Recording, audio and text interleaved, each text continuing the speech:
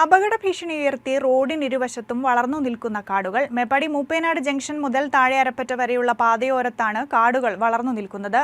റോഡിന്റെ പരിപാലനത്തിൽ പൊതുമരാമത്ത് വകുപ്പ് അധികാരികൾ ഗുരുതരമായ അലംഭാവം കാണിക്കുന്നതായാണ് ആക്ഷേപമുയരുന്നത്. മേപ്പാടി വടുവഞ്ചൽ റൂട്ടിൽ കോട്ടപ്പടി വില്ലേജ് ഓഫീസ് കഴിഞ്ഞാൽ റോഡിന് ഇരുവശത്തും വലിയ തോതിൽ കാട് വളർന്നു നിൽക്കുകയാണിപ്പോൾ. പല ഭാഗത്തും റോഡരികിലെ വെള്ളവരയ്ക്കിപ്പുറത്തേക്ക് കാട് വളർന്നു നിൽക്കുകയാണ്. താഴെ അരപ്പറ്റ വരെ കൊടും വളവുകൾ ധാരാളമുള്ള റോഡിലാണ് ഈ അവസ്ഥ. കാഴ്ച മറയ്ക്കും വിധത്തിലായതിനാൽ ഈ മേഖലയിൽ ധാരാളം വാഹനാപകടങ്ങൾ അടുത്ത നാളുകളിൽ ഉണ്ടായി.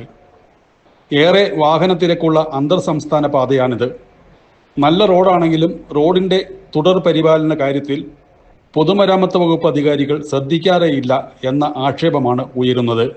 PWD ഒരു പ്രശ്നം വന്നാൽ റോഡുകളൊക്കെ അവർ നന്നായി നന്നാക്കുകയൊക്കെ ചെയ്യും. പക്ഷേ അവർ ഈ റോഡ് സൈഡ് കാട് വളരുന്നത് സ്വാഭാവികമായി എല്ലാ സ്ഥലത്തും ഞാൻ കണ്ടിട്ടുള്ളത് എവിടെ അവർ അത് സംരക്ഷിക്കുന്നില്ല എന്നുള്ളതാണ്.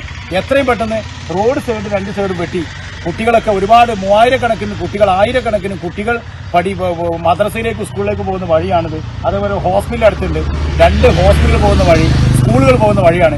എത്രയും പെട്ടെന്ന് PWD ഇതിന് തീരുമാനമുണ്ടാക്കി ഈ സുഗമമായ നടത്തിപ്പുണ്ടാക്കി തരണമെന്നാണ് അഭ്യർത്ഥിക്കാറുള്ളത്. കാട് വെട്ടിത്തെളിക്കാൻ അടിയന്തര നടപടി വേണമെന്ന ആവശ്യമാണ് ഉയർന്നിട്ടുള്ളത്. CK ചന്ദ്രൻ, വയനാട് വിഷൻ, മേപ്പാടി.